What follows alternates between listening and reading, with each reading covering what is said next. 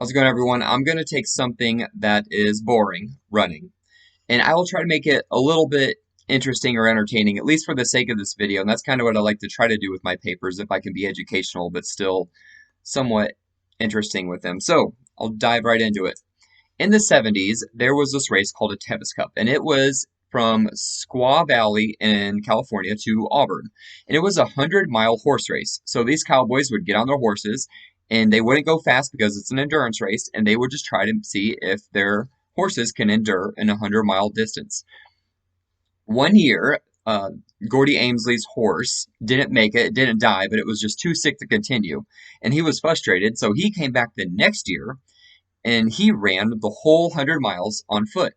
Now, whenever these cowboys crossed the finish line, they wouldn't get medals like we do in our races today. They would get a buckle, a belt buckle, because they're cowboys. So when Gordy crossed the finish line, and he did it all on foot, they still gave him a belt buckle. And that is how ultramarathons was born. They've always had these long distance horse races, but people would never do them because that was just crazy. Then, after time, more and more people thought, well, I can try to challenge myself to do that. And so the sport was very grassroots. It was just a mountainous trail for 50, 60 miles, and people wanted to challenge themselves on it, so they set up a race. And in the year 2000, it was still pretty small. 14,000 people in North America completed an ultramarathon in the year 2000. In 2010, it went up to 50,000 people. In 2017, it went up to 106,000 people. And then in 2019, 130,000 people completed an ultramarathon in North America. So that's a huge growth. In 19 years, it went from 14,000 to 130,000. So I'm like in the sport and I'm really like, what caused this?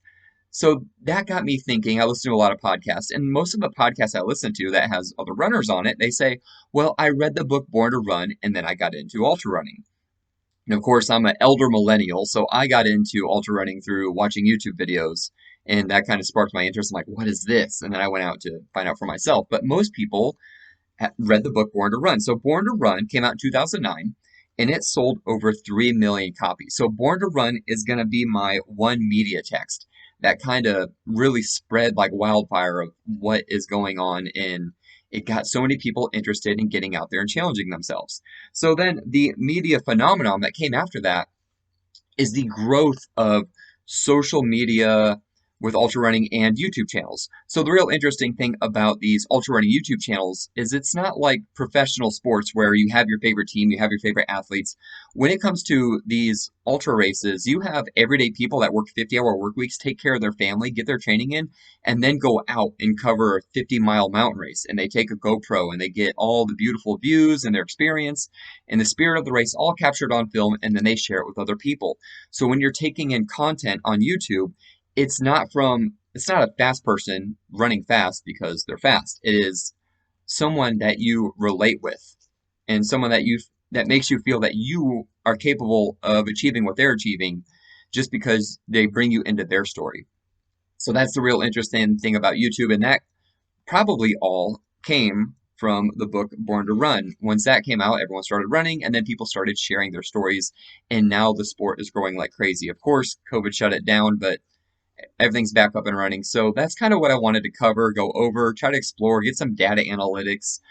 There's some other things that came out too, like the Barkley Marathons was on Netflix that got a lot of people into it as well. So I can have other media text to kind of show and kind of maybe put them in the timeline of the growth of the sport to see maybe if one media text had a bigger jump than the other.